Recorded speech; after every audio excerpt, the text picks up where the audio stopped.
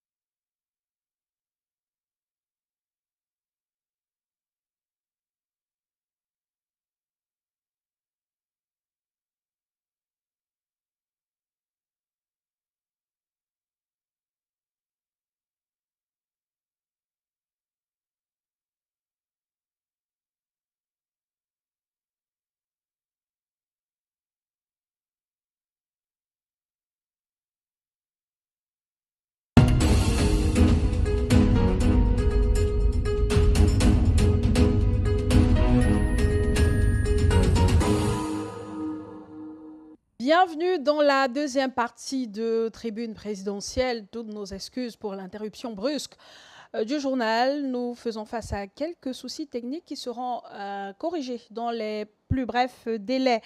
Éric Pépin-Bicaye, analyste politique, est avec nous pour le décryptage des résultats de l'élection présidentielle du 12 octobre 2025. Éric Pépin-Bicaye, merci d'avoir accepté notre invitation. Bienvenue. Merci Claude, merci à la maison qui m'accueille, merci à ton panel et surtout beaucoup de courage à l'ensemble de nos compatriotes qui ont reçu ces résultats cet après-midi de manière positive ou bien de manière négative. Quel qu'en soit le cas, on a une seule chose en commun, c'est l'élévation du drapeau Cameroun. Roland Sapi, éditorialiste chez Balafon Média, est également avec nous. Bonsoir Roland. Bonsoir Claude. Paul Biya, réélu président de la République pour un 7e mandat. Paul Biya, Éric Pépin-Bicaye, le choix du peuple. Un huitième. Un huitième mandat. En tout cas, réélu pour les 7 prochaines années. Voilà.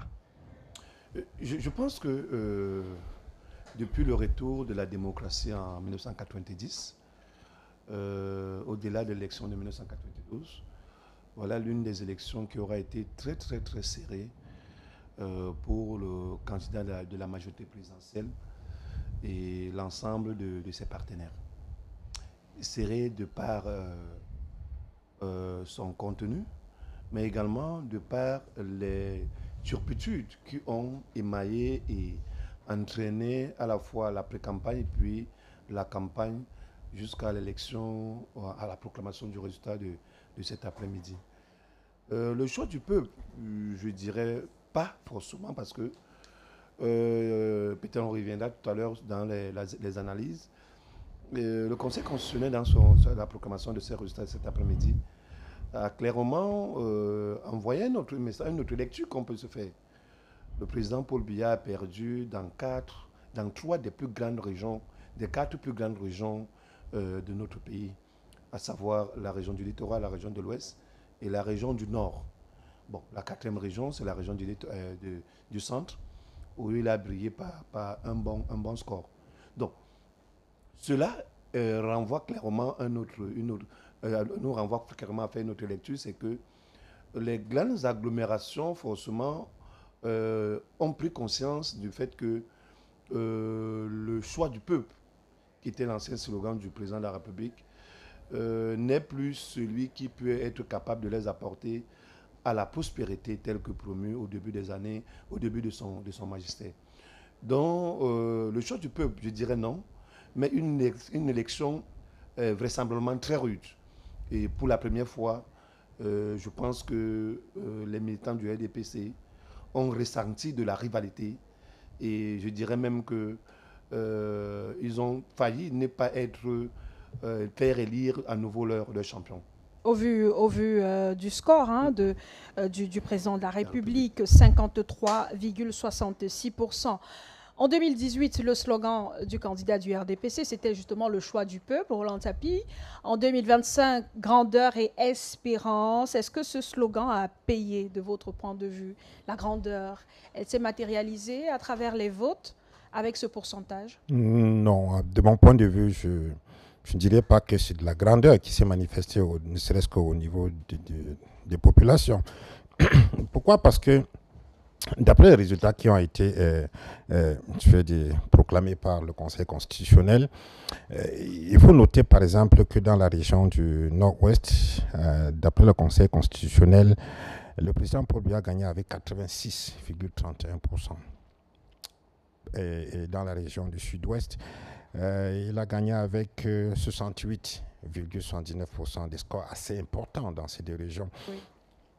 La simple lecture que je fais, c'est que nous fait quand même savoir que dans les deux régions en crise, justement depuis 2017, ça va faire pratiquement 8 ans ou 9 ans aujourd'hui, des régions qui ont clairement, non seulement par les paroles, mais par les actes, indiqué qu'ils rejetaient complètement le président Paul Biya en refusant de se soumettre à sa politique, en créant une situation de crise complètement, et même, je dirais plutôt, une situation de non-droit dans ces deux régions, qu'on vienne aujourd'hui nous dire que c'est dans ces régions-là que le président Paul Biya a gagné avec des pourcentages qui avoisinent 70% pour le sud-ouest et 80% pour le nord-ouest. Il y a quand même des questions à se poser. Ça veut dire qu'est-ce qui s'est passé entre 2017 et 2025, surtout que pendant ce temps, le président Paul Biya n'a jamais mis pied là-bas.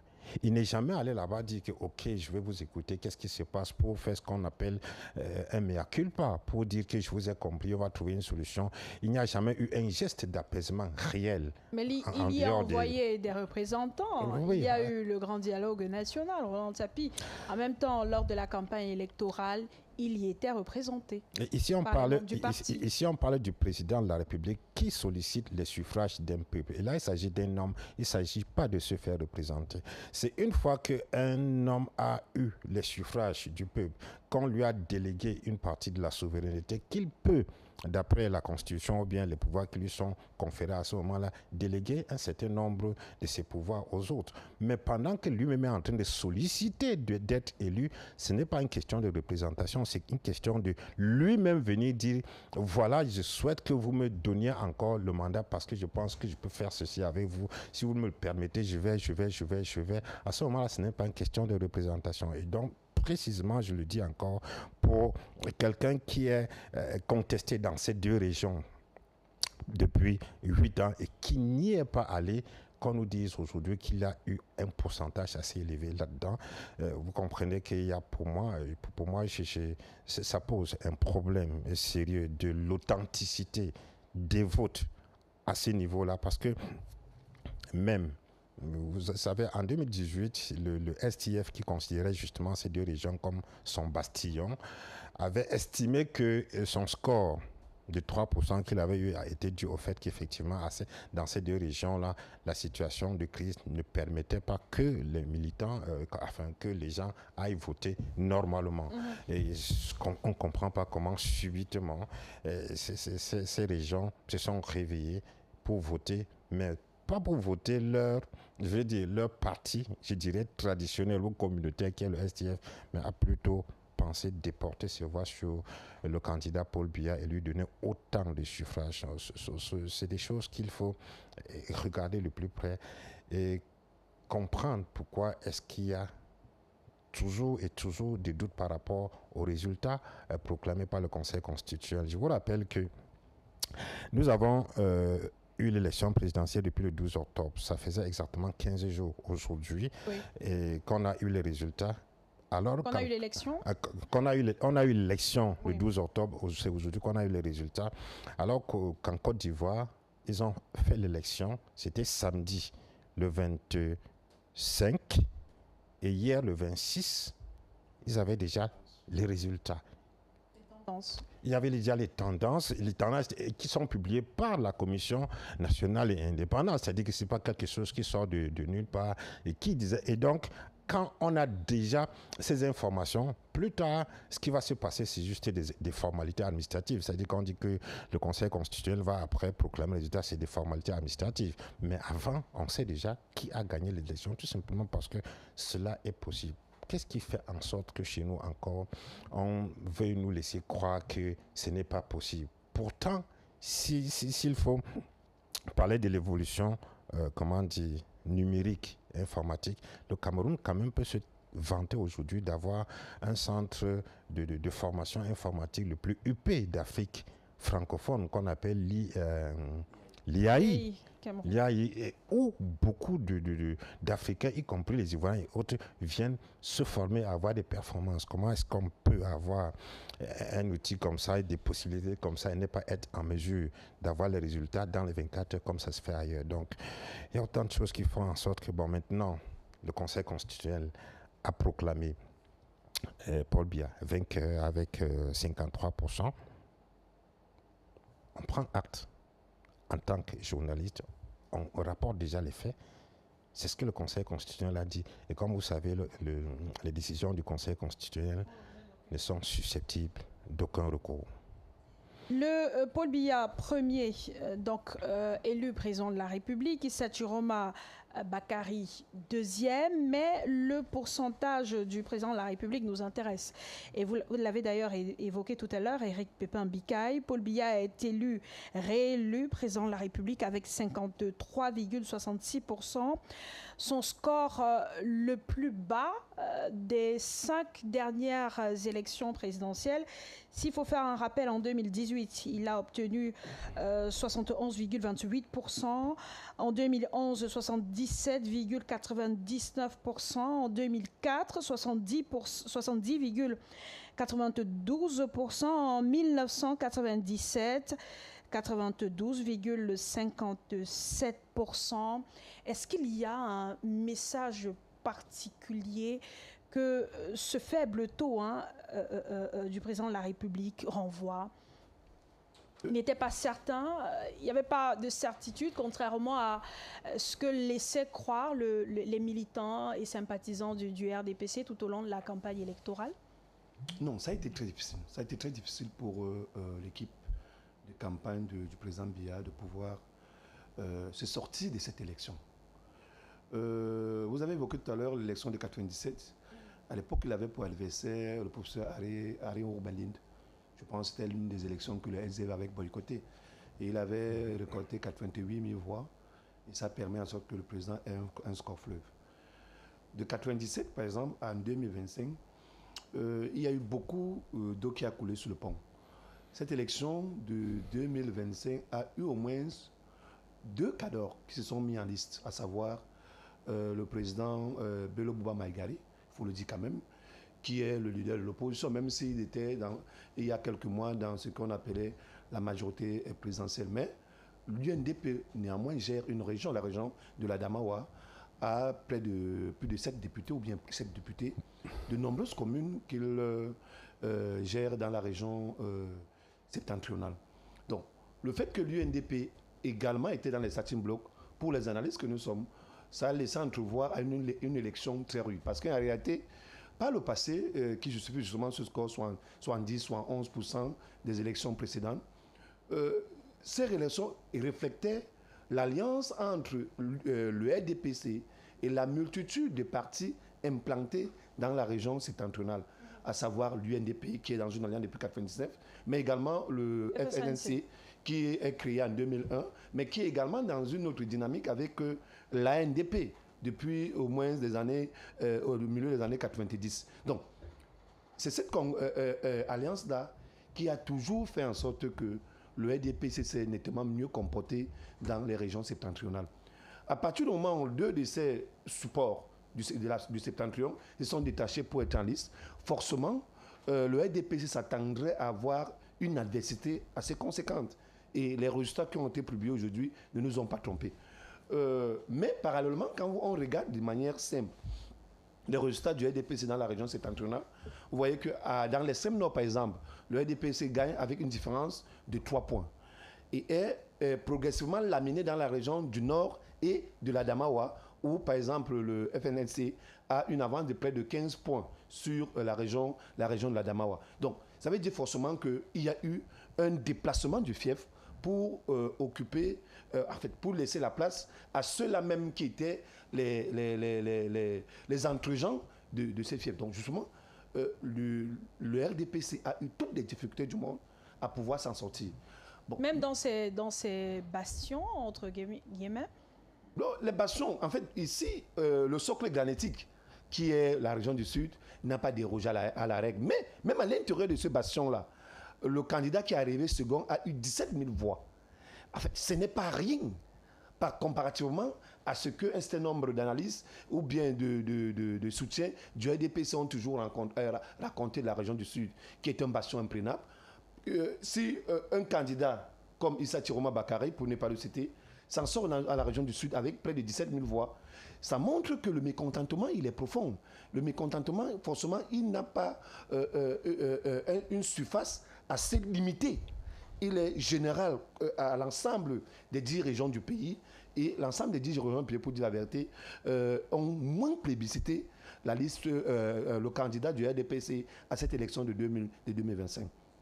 Revenons sur les statistiques de chaque candidat. Avec l'aide de la régie, cette image va s'afficher. Voilà. Paul Biya est le président de la République avec 53,66%. Le deuxième, Issa Chiroma Bakary, 35,19%. Le troisième, Cabral Libi Linguengue, 3,41%. Bello Bouba Maïgari, quatrième, 2,45%. Patricia Tomaino Danjoya, la seule femme candidate de l'UDC avec 1,66%. Joshua aussi, pour sa deuxième participation à l'élection présidentielle, obtient 1,21%.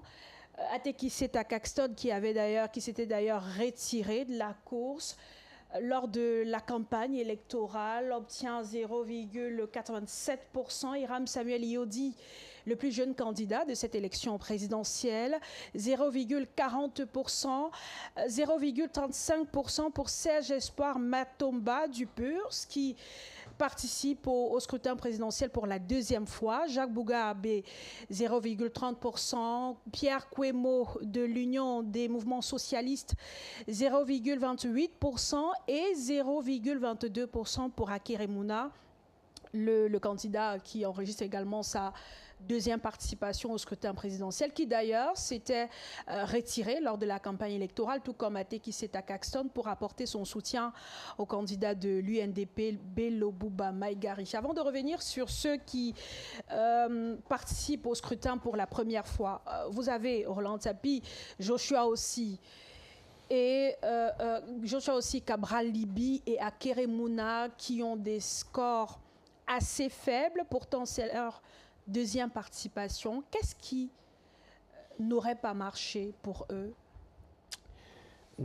Il faut déjà préciser que là, on parle des chiffres officiels. Oui.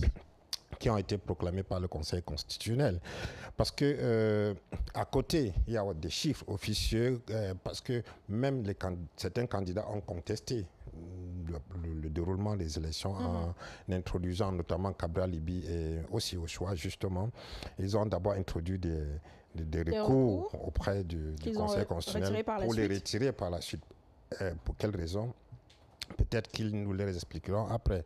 Toujours est-il que pour ces résultats, il faut constater que Cabral Libye est passé de 10%. 6,41%. En 2018? Oui.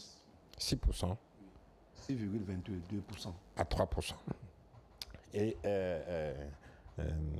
Joshua est quitté de 3% à 1%. Disons que si on peut considérer que c'est le parti UDC, ou bien parce que l'UDC avant était, c'est Adamou Damjoua qui était candidat, il avait à l'époque 3%, et maintenant c'est son épouse qui était là à la place avec 1%. Si on s'arrête déjà seulement sur ces trois-là, on va constater que la baisse des pourcentages observés en ce moment est due à une chose. Il ne faut pas vraiment chercher plus loin. D'après les discussions que nous avons eues après les élections par les partisans des uns et des autres, c'est que la plupart des candidats, et même Matomba, la plupart d'entre eux ont souffert de ce que il y a eu une vague propulsée par le candidat Issa Chiroma qui était là pour la première fois, qui a fait en sorte que dans la volonté de maximiser les chances, parce qu'il faut noter que là, au cours de cette élection, les gens n'ont pas voté pour les candidats de l'opposition, ils ont voté contre le président Paul Biya. Et dans cette logique-là, il était question pour beaucoup de partisans des candidats de donner des voix où ils pouvaient être les plus capitalisés. Par exemple, pour ce qui est Serge Espoir Matomba, il est allé voter dans un bureau de vote avec une délégation de 16 personnes inscrites dans ce bureau de vote, sa délégation personnelle. Et lors du dépouillement, d'après les informations qu'on a eues, sur les 16 personnes, apparemment, seulement 6 personnes ont voté pour lui. Il y a 10 personnes qui ont voté ailleurs. Nous avons également eu des confidences selon lesquelles il y a des partisans de certains candidats qui, au dernier moment donné, ont dit vraiment, nous sommes ensemble dans la campagne ici, mais il vaut mieux que nous on vote pour tel, pour maximiser les voix. Ça veut dire que quoi que c'est pas parce que ces candidats-là ont perdu, comme je vais dire, de la popularité entre 2018 et maintenant, mais c'est parce que il était question que leurs propres militants ne donnent pas des voix là où il serait moins utile, mais essaient de les donner à quelqu'un qui va davantage les capitaliser. Et donc, on a vu les partisans de Cabral Libye voter pour Issa Chiroma. J'ai dit ces partisans qui ont fait campagne avec lui voter pour Issa Chiroma. On a vu les partisans aussi au choix voter pour Issa Chiroma. On a vu des partisans de Matomba voter pour Issa Chiroma. Voilà ce qui, en réalité, est la raison pour laquelle ils ont eu cette baisse. Parce que c'est quand même étonnant de voir que Cabral Libye, avec davantage d'énergie qu'il a, je veux dire, dégagé ces derniers temps. Pour cette campagne, c'est plus qu'en 2018, les déplacements qu'il a fait dans la partie septentrionale du pays, dans tout le pays d'ailleurs. Et Cabral Libye qui était très confiant. Qui le disait partout qu'il sera le vainqueur de cette élection présidentielle. Et qui s'en sort avec 3,4%. Matomba également le disait. Bah, évidemment. Et donc, vous constatez qu'avec cette débauche d'énergie qu'il se retrouve avec un score moins que ce qu'il a eu en 2018, il fallait justement se poser des questions. Mais les questions, c'est que les gens ont voulu voter là où ça pouvait être utile d'après eux. Ce n'est pas parce qu'ils ont forcément perdu, de la popularité entre-temps. Donc, il s'agissait de votes utiles. Maintenant, concernant ces candidats à l'élection présidentielle qui participaient au scrutin pour la première fois, sur la liste, le docteur Jacques Bougagbé, économiste, Serge Espoir Matomba, Hiram Samuel Iodi, le plus jeune candidat, investi par le FDC de Denis Emilia Tangana. On sait ce qui s'est passé au lendemain du scrutin entre le président du parti et le candidat, Hiram Samuel Iodi. Ateki Seta Caxton, le membre de la société civile, investi par le PAL, le parti de l'Alliance libérale.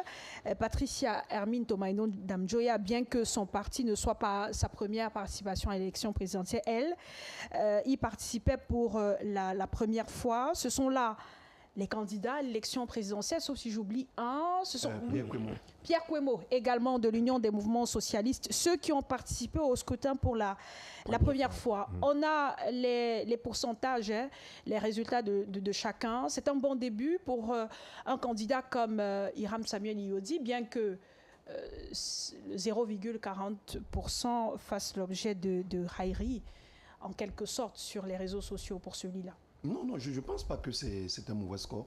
La difficulté, par exemple, pour le candidat Hiram, il n'avait pas de base.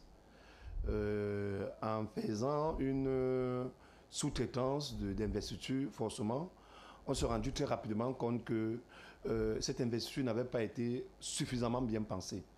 Il en est de même pour le candidat Ateki Carton. Parce que très tôt, Hiram a fait presque une campagne solitaire. Il était presque sur tout le front, qui lui était favorable. En aucun moment, on a vu à ses côtés un responsable du parti qu'il a investi. On s'est posé la question de savoir quel était donc l'objectif de ce parti d'investir ce jeune citoyen à l'élection présidentielle. Et par la suite, à la fin du processus électoral, on a vu rapidement les leaders de ce parti se précipiter à féliciter un candidat, à déclarer un candidat vainqueur avant la proclamation des résultats du Conseil constitutionnel. Ce qui pour moi était une faute, parce que le candidat qui félicite l'autre candidat n'était pas, le leader du parti qui félicite le candidat n'était pas candidat. On s'attendra à ce que Hiram félicite le candidat Bia. Et reconnaissent peut-être sa défaite. Voilà, que non. Mais c'est plutôt le leader du parti qu'il a investi qui s'est précipité à féliciter le candidat Bia. Ce qui semble être un peu une hérésie qui relève un peu d'un film hollywoodien. Et le même leader de parti politique qui a adressé un message de félicitations au candidat Paul Biya juste après l'audience du Conseil constitutionnel. Nous sommes là dans le cadre d'un clientélisme politique et ça fait en sorte que sur la scène, ce type de personnages, de personnalités politiques ne sont pas pris au sérieux. Et par la suite, il s'est retrouvé à la Commission générale des recensements de vote, représentant le candidat Iodi. C'est-à-dire, tu investis un candidat, tu ne l'aides pas à consolider la crédibilité du parti, quel qu'en soit le cas, c'est la crédibilité du parti qui est mise en exergue. Une fois après le processus, tu ressasses tout ce qui a été comme inconvénient et tu félicites l'adversaire. Par la suite, tu te retrouves comme le représentant du candidat à la commission de recensement général des votes. En fait, je pense que c'est une série d'erreurs qu'il faut franchement faire des efforts d'estiper sur la scène politique camerounaise. Maintenant, à Teki Carson, on a compris très tôt, même avec son leader Pal, vous avez vu aujourd'hui à la proclamation, le promoteur du parti était représenté, lui, par... Voilà. C'est toujours dans la même lecture qu'on peut se faire. Est-ce que Célestin Bédigui, au-delà de sa...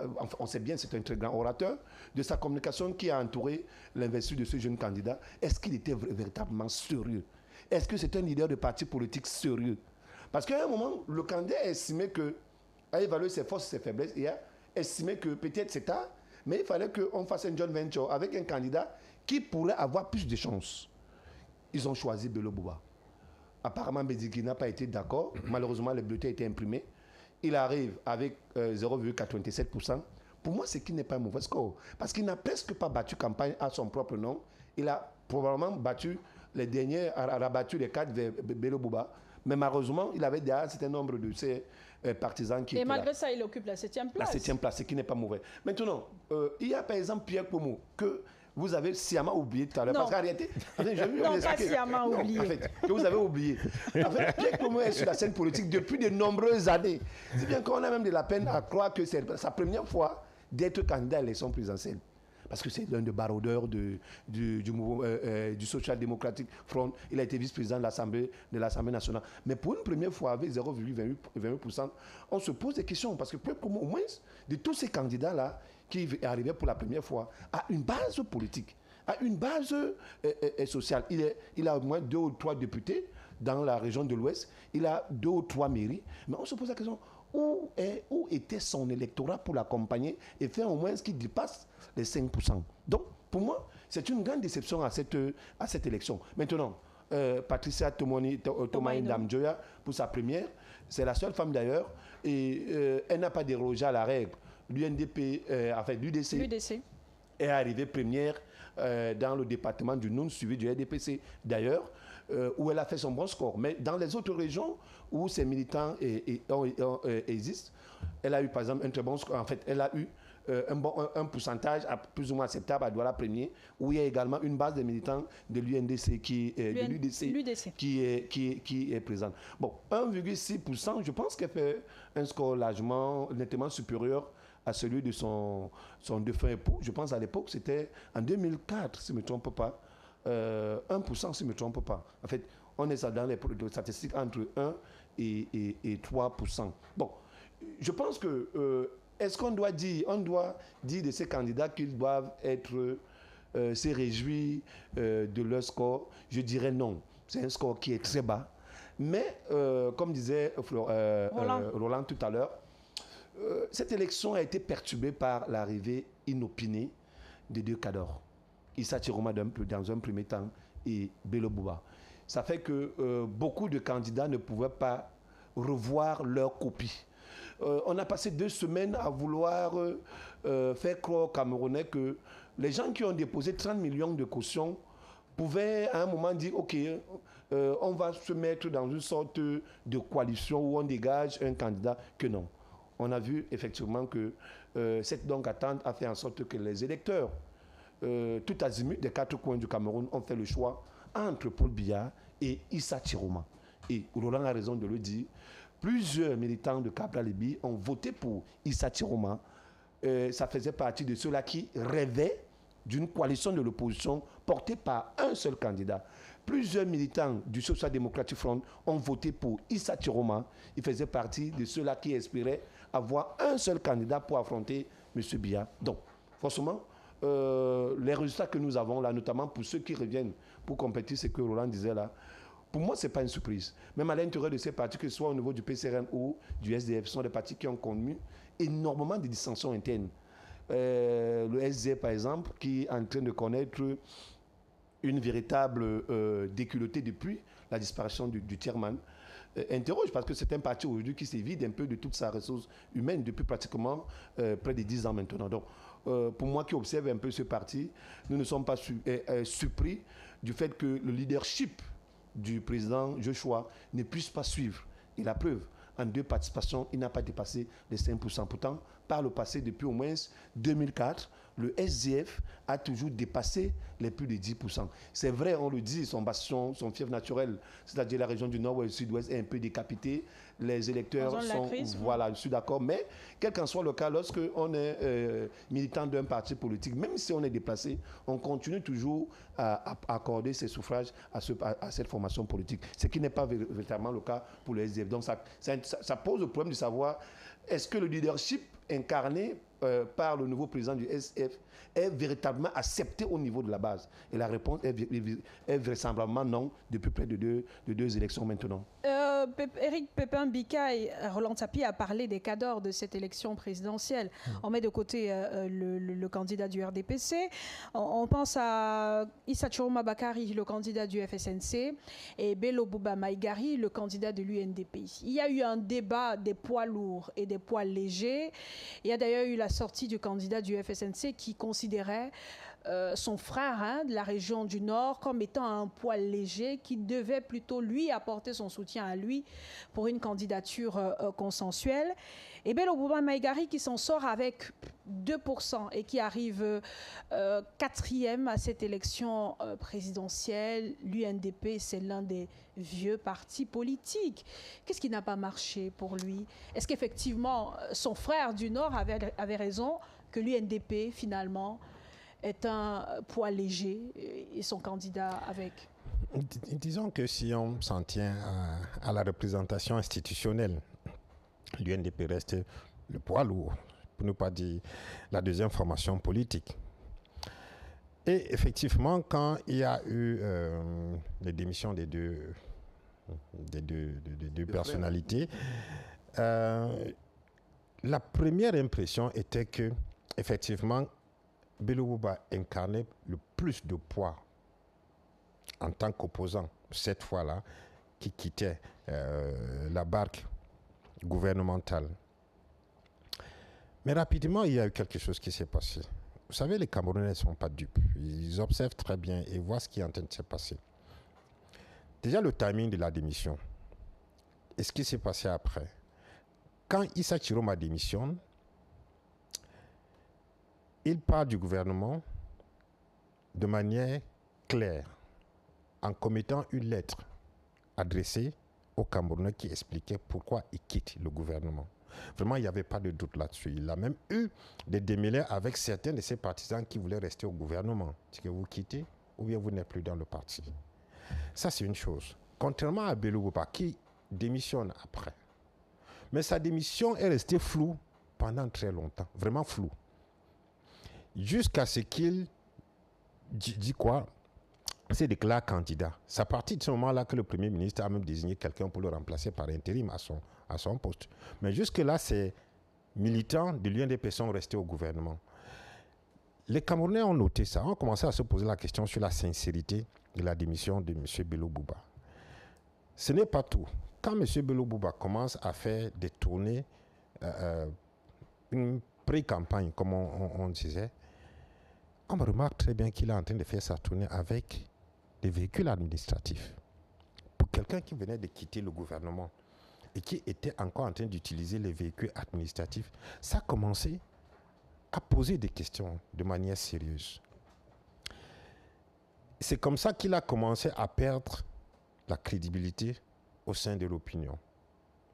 Troisième chose, la personnalité de l'homme. Taiseux, peu dégagé, peu bavard, qui ne parle pas et tout. Contrairement à Issa Chiroma qui s'est positionné rapidement de manière claire, qui démissionne de pas, qui fait beaucoup de sorties contestataires parce qu'il faut savoir que les populations à ce moment-là veulent entendre un discours autre. Contrairement à Bello Bouba qui ne parlait pas beaucoup, Issa Chiroma était contestataire et on a vu en lui celui qui non seulement est prêt à se battre, mais en plus prêt à revendiquer sa victoire parce qu'on a mis les deux sur la balance, hein, que Bello Bouba lui-même, avec son caractère vraiment timide là, qu'est-ce qu'il peut même faire, même s'il gagne et qu'on est en train de vouloir, comment dire, ne pas le déclarer vainqueur. Contrairement à Issa Chiroma qui était suffisamment dur, c'est-à-dire qu'il avait la verve. C'est ça qui a fait en sorte que finalement, de manière progressive, les ambitions des populations se tournent progressivement vers Issa Chiroma, qu'on a commencé à qualifier. Et ça, il faut dire que ça, c'est quand même une communication qui a également très bien marché, de bon diable. Est-ce que le refus d'une coalition entre les deux y est pour quelque chose? Non du tout. Non du tout, parce que vous voyez bien les résultats qui sont affichés maintenant. Au fur et à mesure que la campagne s'est déroulée, on a bien compris que même Bello Bouba ne croyait pas lui-même. Il ne croyait pas lui-même à sa propre campagne. Il n'était pas sûr qu'il veut vraiment faire quelque chose. La preuve, nous-mêmes ici à Balafon Média, on a essayé de l'avoir comme candidat dans les espaces dédiés à la communication politique. Mais il a fallu faire un pied de grue pendant près de 24 heures ici à Douala pour l'avoir pour 30 minutes. Alors qu'il était de passage pour faire un meeting ici à Douala, c'était compliqué. Alors que c'est une période au cours de laquelle les candidats qui savent ce qu'ils veulent courent après les médias, négocient avec eux pour avoir des espaces pour communiquer parce qu'il faut que leur message passe, qu'on les entende et autres. Mais quand on se rend compte qu'on est en train de courir derrière un candidat alors que celui qui devait être en train de courir derrière nous, on a compris qu'il y avait quelque chose qui ne va pas. Et donc progressivement, on a senti que vraiment, c'est comme si le candidat Bello était là juste pour être candidat, pour dire ça comme ça, mais ne croyait pas, n'était pas convaincu lui-même qu'il peut battre campagne et aller plus loin. Voilà ce qui s'est passé finalement pour qu'on se déporte complètement vers Issa Chiroma qui, comme je disais, était plus actif, plus présent, plus communicant et comment dire, et donnait des gages plus que l'autre de volonté d'arriver au pouvoir. À la suite de l'annonce de sa réélection, le candidat du RDPC, le président de la République, Paul Biya, a publié un message sur ses comptes officiels. Au moment où le peuple souverain vient de m'accorder une fois de plus sa confiance pour un nouveau mandat, mes premières pensées vont à tous ceux qui ont inutilement perdu leur vie, ainsi qu'à leurs familles, et du fait des violences post-électorales. Je mesure le poids des responsabilités qui me sont à nouveau confiées et l'immensité des attentes de mes compatriotes, notamment celles des jeunes et celles des femmes. La page de l'élection présidentielle étant tournée, je souhaite vivement qu'ensemble, nous nous engagions résolument à bâtir un Cameroun de paix, d'unité et de prospérité. Nous le devons bien à notre cher et beau pays. Président de tous les Camerounais, je veux saluer tous ceux qui ont participé à ce processus électoral qui fait du Cameroun une véritable démocratie. J'adresse particulièrement mes sincères remerciements à tous les électeurs qui ont porté leur choix sur ma personne. Commençons par le dernier paragraphe, Éric Pépin-Bicaye. L'avant-dernier plutôt, le président de la République parle de ces Camerounais qui ont participé au processus électoral. On note un taux d'abstention assez élevé pour cette élection présidentielle, contrairement à ce qui a été observé le jour du scrutin entre ces mobilisations à travers les réseaux sociaux et même dans les bureaux et centres de vote. Et même si il y a eu beaucoup de plaintes, beaucoup d'irrégularités dénoncées, notamment en ce qui concerne la carte d'électeur. Des électeurs présents dans les bureaux de vote, pour certains, n'avaient pas leur carte, ne savaient pas s'il leur était possible de voter avec la carte nationale d'identité ou s'aligner ou s'adresser à un agent d'Elections Cameroun. Est-ce que c'est ce détail-là qui peut être considéré comme la cause principale de ce taux d'abstention affiché par le Conseil constitutionnel? Je voulais un peu ajouter un petit mot à l'analyse de Roland tout à l'heure. Vous savez, le candidat Issa a quelque chose de particulier que peut-être l'ensemble des 11 autres candidats n'ont pas. C'est un animal de la communication. C'est quelqu'un qui est un excellent orateur. Il communique, que ce soit en français ou en anglais, sans bégayer, sans tituber. Quel qu'en soit les cas, même si dans ce verbe et dans cette verbe-là, il y a un fond peut-être qui n'est pas assez visible, mais il y a au moins quelque chose qui est particulier en lui, c'est qu'il est audible, il est compréhensible et il a du goût du style dans la communication. Bon, à côté de ça, il met l'accent sur la mobilité. N'oublions pas qu'il a géré le département de la communication, donc il sait comment faire pour que son message puisse atteindre sa cible.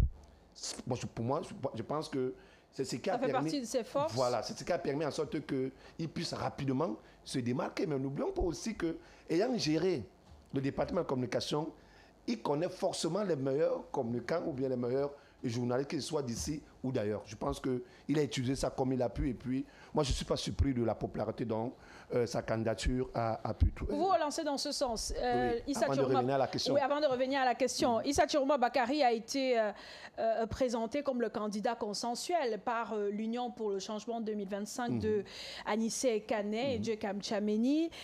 Est-ce que cette investiture ou alors cette investiture par le groupe y est pour quelque chose aussi dans sa popularité ou alors son aura dominant? Non, je pense que tout s'est joué par un ralliement tacite qui n'est pas officiel, et celui des militants du MRC. Il faut le dire, parce qu'on a vu tout un directoire divisé dans un premier temps qui a su bien entourer le candidat Issa. C'est au-delà de la popularité de Djokam Tchamene ou d'Anissé Kane, qui par la suite avait investi pour ce qui est d'Anissé Kane, le candidat Kamto, mais ça n'a pas marché auprès. À travers son parti, le Manidam. Voilà, donc moi je ne pense pas que ça a été le déclic. Le déclic, c'est que le concept du bon diable a forcément eu un écho au niveau des outils de communication utilisés auprès des cibles, notamment des électeurs. Donc c'est là que le déclic s'est joué à ce niveau. Et puis Roland l'a rappelé tout à l'heure, et c'est très important, le caractère revendicatif du discours d'Issa Tiroma. N'oublions pas qu'il arrive à Bamenda et dans sa prise de parole, il demande pardon. Quel qu'en soit le cas, ça marque et ça fait en sorte qu'il engage des points sur un terrain qui lui était défavorable dans un premier. Nous sommes en communication politique. Mais malgré ce pardon, il a été battu dans le Nord-Ouest. Quel qu'en soit le cas, le fait qu'il soit battu ne veut pas dire que au sein de l'opinion du Cameroun anglophone, il n'ait pas été accepté. Parce qu'il peut être battu, oui, ça c'est un fait. Mais le fait que son discours soit accepté veut forcément dire qu'il a été pardonné. Disons ça comme ça. Bon, maintenant, si on revient sur le taux d'abstention, en réalité, ce n'est pas une panacée du système électoral camerounais. Que ce soit ici ou ailleurs, de nombreux électeurs ne se prononcent pas, pour des raisons qui les sont évidentes. Une fois sur ce plateau, si j'avais forcément annoncé ce taux d'abstention, lorsque les élections ont eu lieu, dans mon compte rendu que nous avons eu au téléphone, et même sur ce plateau, j'avais dit dans les bureaux de vote que moi j'ai eu à sillonner, on caracolait les 65% du taux d'abstention. Moi, dans mon bureau de vote, il y avait 306 personnes qui étaient inscrites. On n'a resté que 108 personnes qui ont voté. Donc le taux d'abstention était de 64%. C'était énorme. Donc, quand on compare ça maintenant au niveau national, nous ne sommes pas très éloignés des 50%. Je vous rappelle par exemple que la dernière élection qui a porté... Là, nous sommes à 42,24% de taux d'abstention. Voilà. Dans la dernière élection qui a porté le président nigérian au pouvoir, le taux d'abstention dans ce pays, qui est l'un des plus peuplés d'Afrique, est considérable par rapport au nombre d'électeurs inscrits. Maintenant, il y a aussi une sociologie électorale à se faire. Pourquoi de nombreux Camerounais ou bien de nombreux électeurs en Afrique ne participent-ils pas au processus électoral? C'est la grande interrogation. Peut-être les gens ne se retrouvent pas dans l'animation de la scène politique, parce que c'est une animation certainement qui est ponctuelle par l'élection présidentielle, mais forcément qui est encadrée, qui est sur 2 intervalles entre la fin d'une élection et le début d'une autre. Donc sur 7 ans, l'électeur ne se retrouve pas ni dans le discours, ni dans les réalisations, que ce soit de ceux qui ont le pouvoir ou de ceux qui aspirent au pouvoir. Cet électeur refuse de voter bulletin nul. Il ne se présente tout simplement pas au bureau de vote pour voter. Il faut donc aller peut-être aujourd'hui réfléchir, à comprendre cette sociologie électorale, pourquoi ce désistement. Maintenant, travailler pour que ceux-là qui sont exclus, en fait, qui s'auto-excluent de ce processus électoral, puissent intégrer ce processus. Parce que, quel qu'en soit les cas, leur apport pourrait ou bien aurait pu faire pencher la tendance d'un côté comme de l'autre. Mais, il faut le dire, lorsqu'un processus électoral n'attire plus, il bénéficie plus aux candidats sortants qu'aux candidats entrants. Et était-ce le cas? Vraisemblablement. Ça a été le cas en 2018, c'est le cas en 2025. Et puis, si je peux ajouter quelque chose par rapport à ce taux d'abstention, c'est que, voyez-vous, c'est une question d'adhésion. Un peu comme on adhère à une association et autres. Quand vous avez envie d'adhérer à une association et qu'on vous dit d'avance que les statuts ne sont pas bons, vous commencez à traîner les pieds. Le Cameroun est l'un des rares pays où la première chose qu'on conteste par rapport à l'élection, c'est le code électoral. C'est-à-dire que tout le monde est déjà briefé sur le fait que le texte qui régit les élections-là, il n'est pas bon. Il n'est pas attractif. Forcément, ça fait en sorte que la plupart des personnes ne veulent pas adhérer à quelque chose qui est déjà régi par des textes qui sont biaisés. Et je dis, Le Cameroun est des rares pays parce qu'ailleurs le débat ne se pose pas. On parle d'autres choses pour ce qui est des élections. On parle de comment est-ce qu'on va, mobiliser les populations et tout. Mais ici, je veux dire quoi?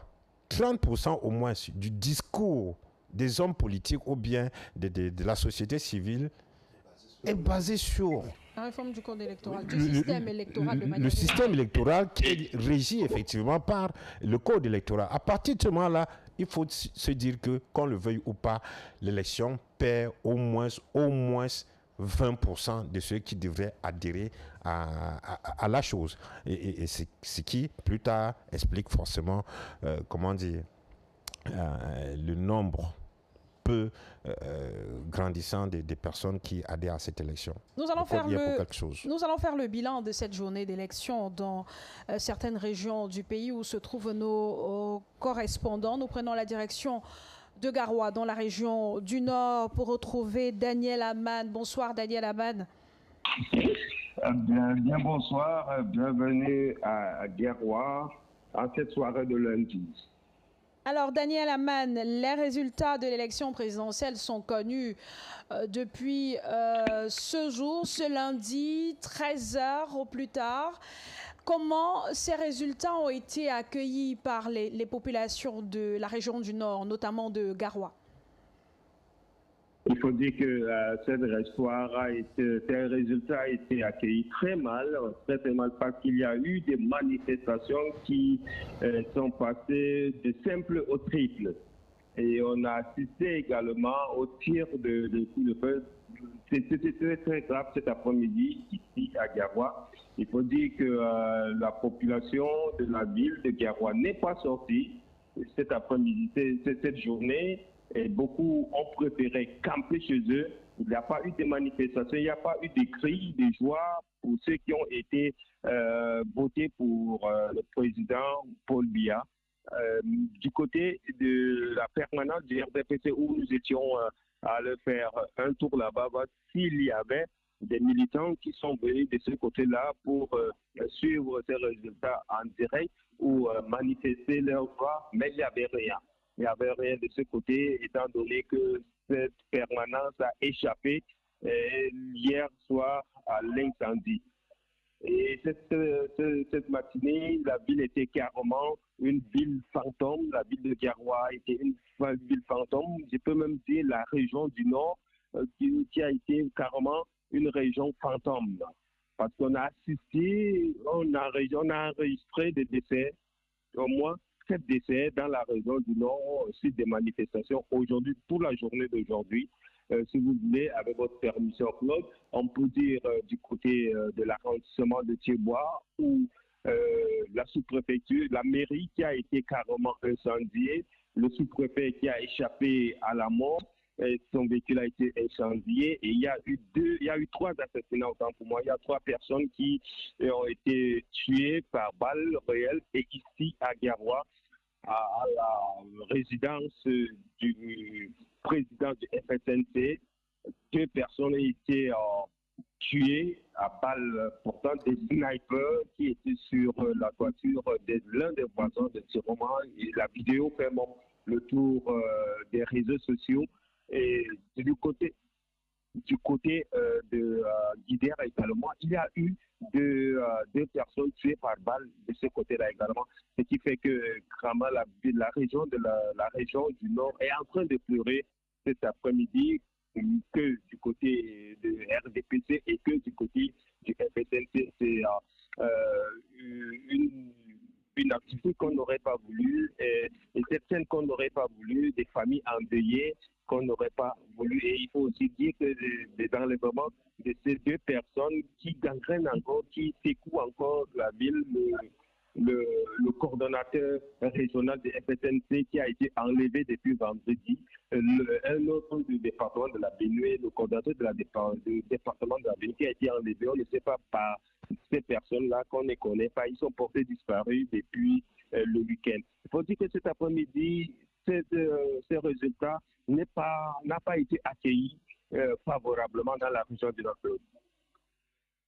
Daniel Aman, vous êtes revenu sur ces morts enregistrées au domicile de Issa Chiroma Bakary.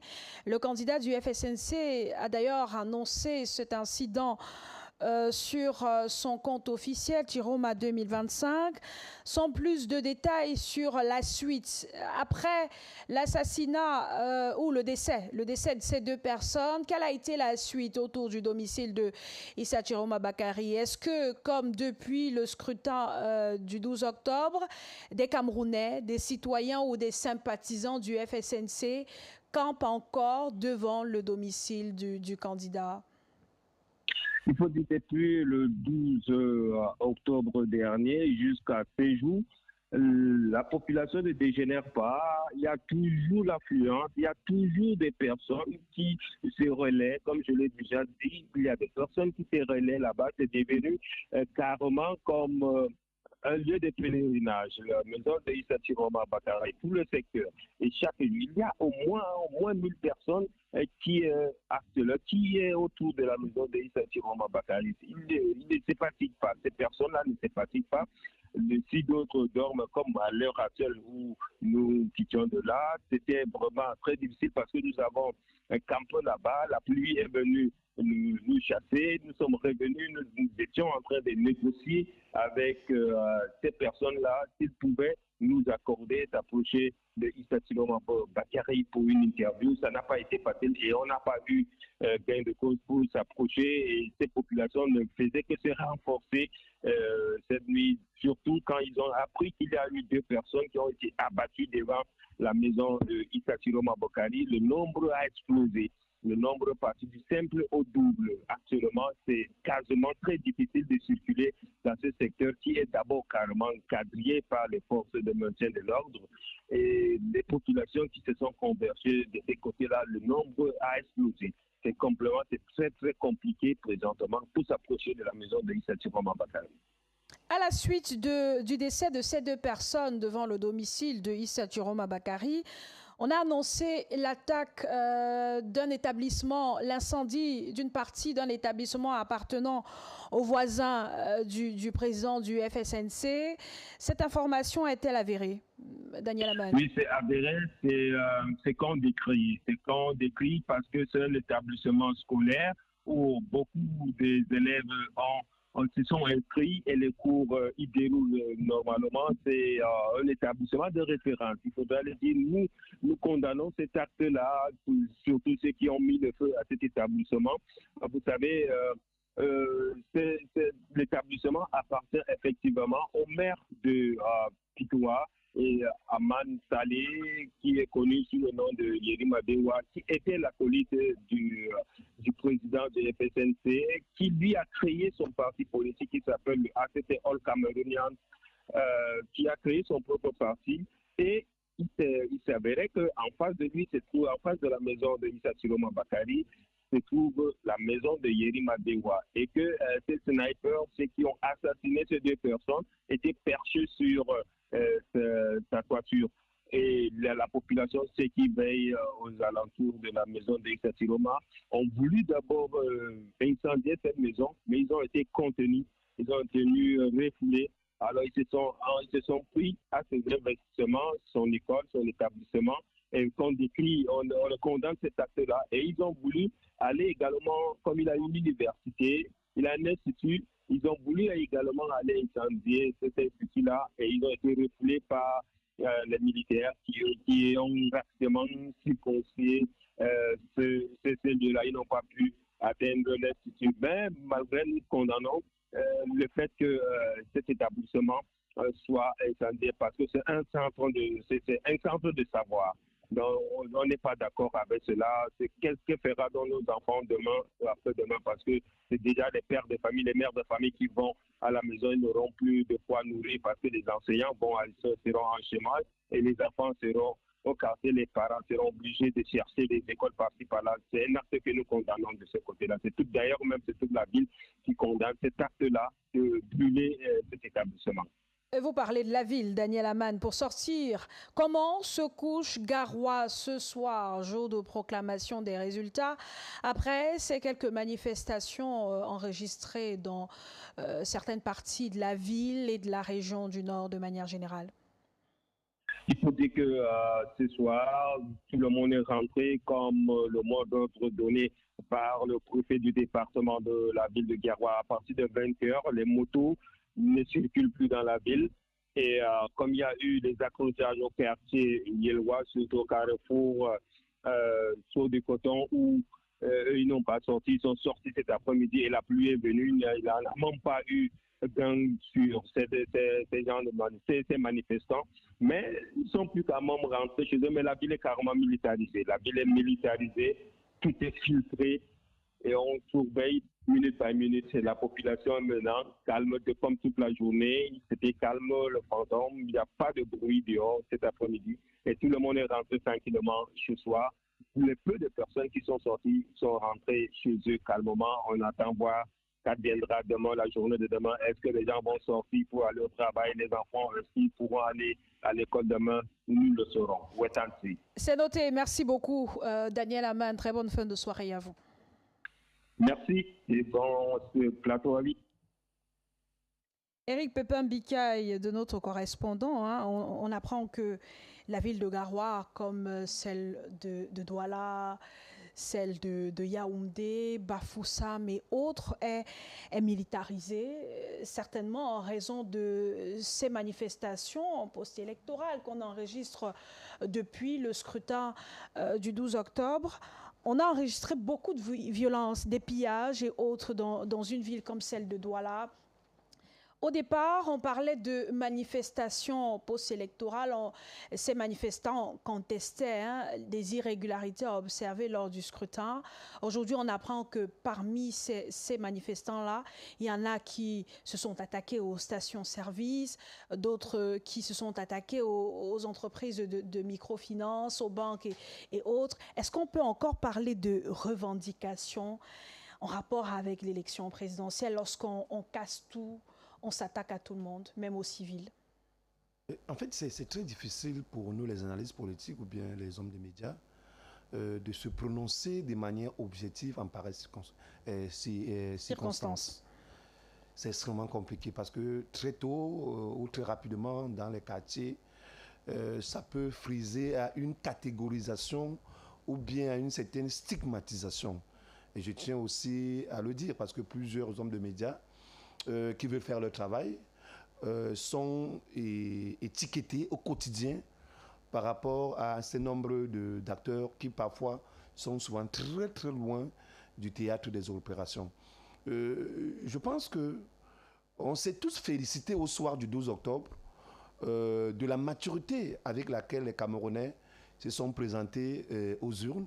Il n'y a presque pas eu d'incident au-delà de quelques actes sporadiques de certains administrateurs qui ont jeté leur dévolu soit sur les mandataires, soit sur les membres des ONG en charge de pouvoir surveiller la régularité du vote. Mais de manière générale, tous les sons de cloche, même les observateurs qui sont déplacés pour assister à cette élection, disaient ce que nous disons, que les Camerounais se sont présentés aux urnes dans un esprit d'apaisement et dans une ambiance bon enfant. On est un peu surpris aujourd'hui de la tournure que prennent les événements. Et je pense que même s'il faut revendiquer, il faut qu'on s'interdise de détruire la seule table qui nous est commune. Parce qu'une chose est sûre, c'est que demain, si ces revendications aboutissent, il va falloir que nous nous asseyons sur cette table. Si cette table est détruite, si cette table est incendiée, si cette table n'existe plus, il va falloir penser à reconstruire une autre table pour pouvoir accueillir le maximum de personnes sur cette table-là. Et là, nous dénonçons cela. Les revendications sont légitimes, que ce soit au Cameroun ou ailleurs. Elles sont d'ailleurs contenues dans la Charte universelle des droits de l'homme des Nations Unies, où le Cameroun est signataire et membre depuis pratiquement sa période d'indépendance en 1961. Donc, manifester est un droit universel qui est reconnu. Mais à partir du moment où on intègre la violence dans la manifestation, on perd toute légitimité de ce que nous revendiquons. C'est ce que nous disons avec toute objectivité et toute impartialité. Si les partisans ne sont pas d'accord par rapport aux résultats promulgués par le Conseil constitutionnel, ils ont le droit de manifester, mais dans le respect des règles républicaines. Parce que ces boutiques qui sont pillées, ces biens pillés appartiennent également aux Camerounais qui, eux aussi, ont exprimé leur droit de vote le jour de l'élection du 12 octobre. Nous allons y revenir, Pépin Bikaï. Notre correspondant dans la Damawa est en ligne. Amadou Bello, bonsoir.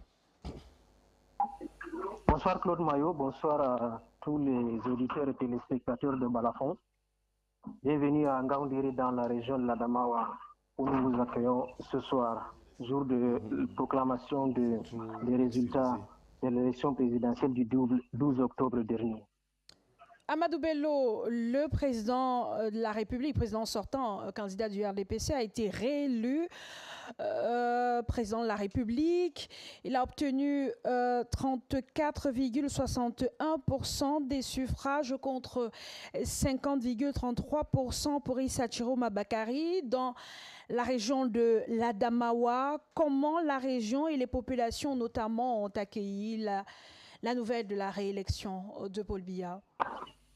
Alors, dans la région de l'Adamawa, il faut le dire, Claude Maillot, selon les chiffres du Conseil constitutionnel, c'est le candidat Issa Chiroma Bakary qui a beaucoup plus retenu l'attention des électeurs dans cette partie du pays.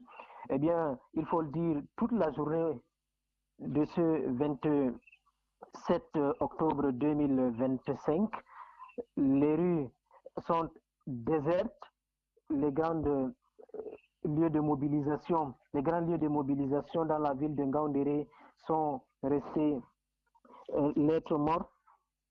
Alors nous n'avons pas eu l'occasion de rencontrer beaucoup de personnes, que ce soit en journée ou en soirée. Les forces de maintien de l'ordre ont barricadé les routes pour éviter les mobilisations ou encore les rencontres pour d'éventuelles manifestations ici dans la ville de Ngaoundéré.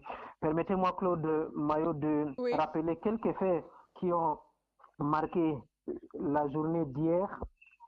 Beaucoup, malgré les barricades des forces de maintien de l'ordre et de sécurité, plusieurs militants et sympathisants du FSNC, les partisans du président du FSNC, Issa Chiroma Bakary, sont descendus dans les rues et une personne a reçu une balle au niveau du carrefour 140 ici à Ngaoundéré.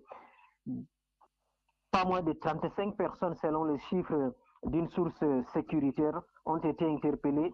Également, plus de 20 motos dans cette partie du pays à forte concentration des activités de mototaximens.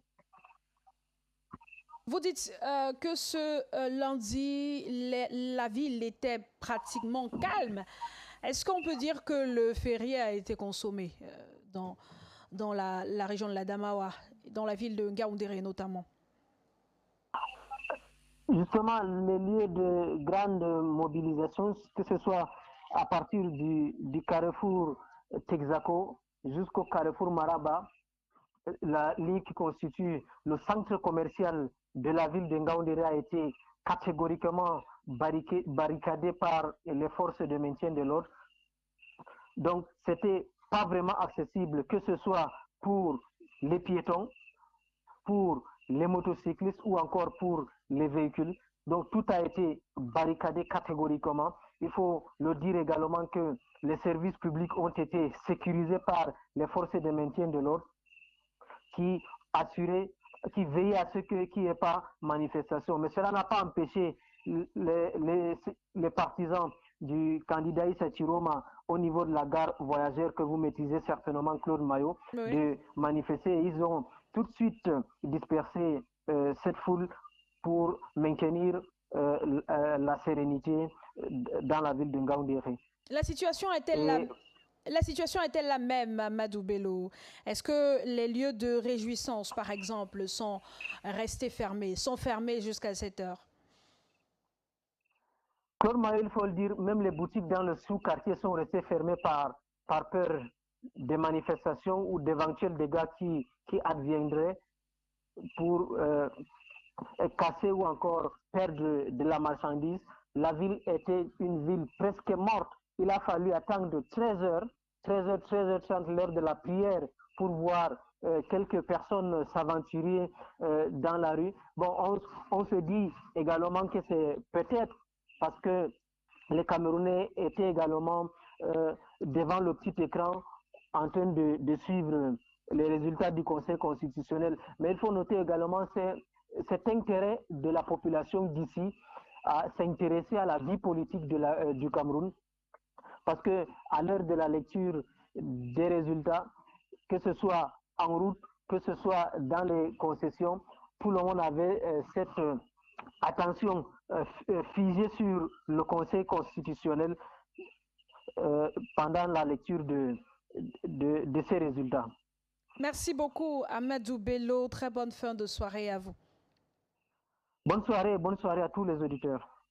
Nous aurons, téléspectateurs. Nous aurons la suite, la suite de la situation dans les différentes régions du pays avec nos correspondants, certainement dans les prochaines éditions d'information. Il nous reste 2 minutes pour sortir de l'émission. Roland Tapi, Éric Pépin-Bikaï, le président de la République pour les 7 prochaines années est donc connu. C'est Paul Biya, candidat du RDPC, qui va entamer son 8e mandat après sa prestation de serment. La suite, c'est quoi maintenant que le vainqueur est connu? Roland Tapi. La suite, on la connaît déjà. Ce que les correspondants sont en train de relever là, ce qui se passe sur le terrain, c'est effectivement la suite de ce qui a été dit au Conseil constitutionnel aujourd'hui. Disons que les actes qu'on est en train de constater sur le terrain, sur ce qui est en train de se passer, qu'il faut regretter, vraiment de manière sincère, parce que ce n'est pas la destruction, c'est pas en cassant par-ci par-là, en brûlant. Il faut juste rappeler que aujourd'hui seulement on a noté l'incendie d'un palais de justice, je crois que c'est à Mora. On a noté la destruction ici à Douala du cercle municipal de Douala de Gem, l'incendie de la maison même de la maire de Douala de Gem, qui a été saccagé, peut-être qu'il y a même des enfants qui ont été blessés à l'intérieur. On a noté des édifices publics qui ont été saccagés, vandalisés, et tout ça, c'est des choses à regretter. Des feux qui sont allumés par-ci, par-là. Qu'on le veuille ou pas, c'est déjà le début du mandat de M. Biya qui commence comme ça. Jusqu'où ça va aller? Il faut tout simplement noter que ces actes sont à regretter, mais quand vous regardez la sociologie de ceux qui sont dans la rue en train de faire ça, vous constatez très bien que cela n'a rien à voir avec les électeurs, avec ceux qui se sont engagés politiquement.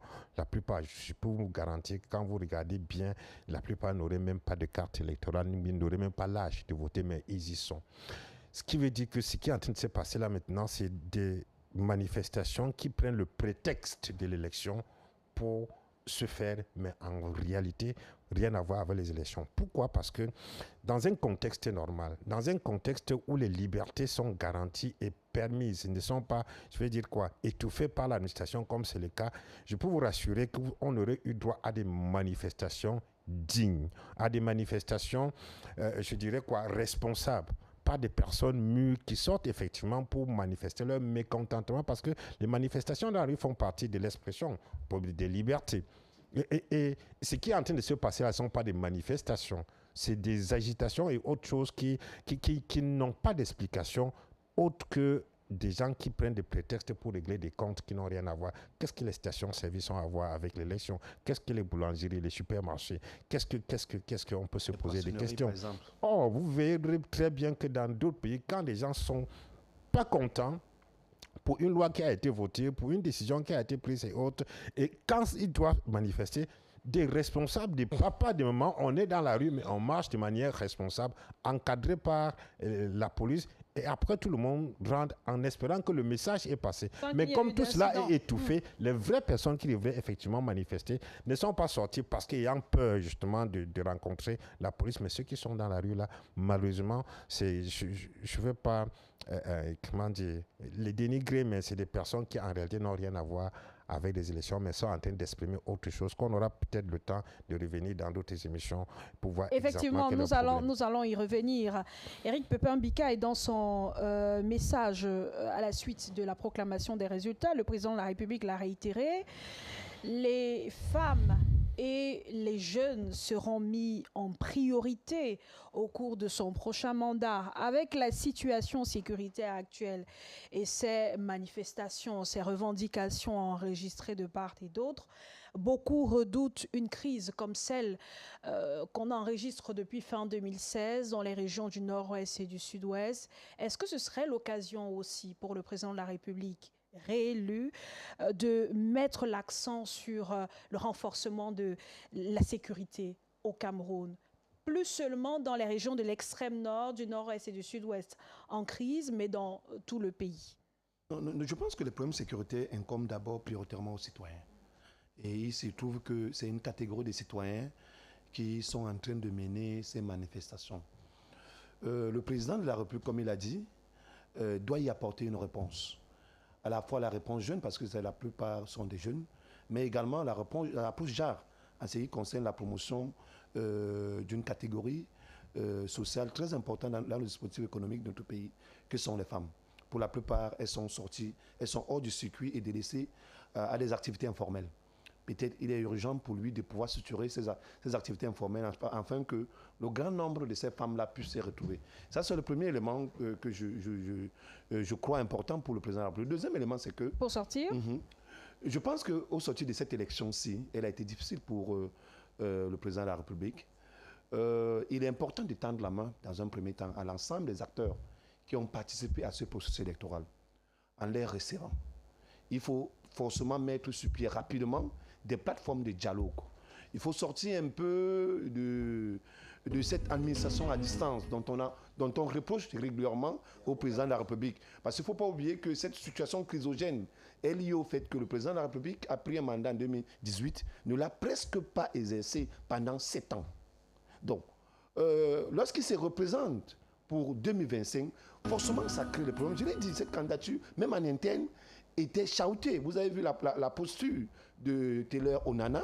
Pour un militant de son acabit, il aurait pu peut-être se taire, mais il est monté au créneau en disant « Je suis aussi candidat parce que j'estime que mon président n'a plus les capacités nécessaires pour le faire. » Même si sa candidature n'est pas passée. Donc, il est important pour le président de la République, à la fin de ce processus, de recevoir l'ensemble des acteurs impliqués dans ce processus électoral, du second au dernier, chacun avec un calendrier précis pour que de là sorte un dialogue de nature à ce que qu'il y ait des réponses par rapport à la crise post-électorale qui est en train de se mettre sur pied.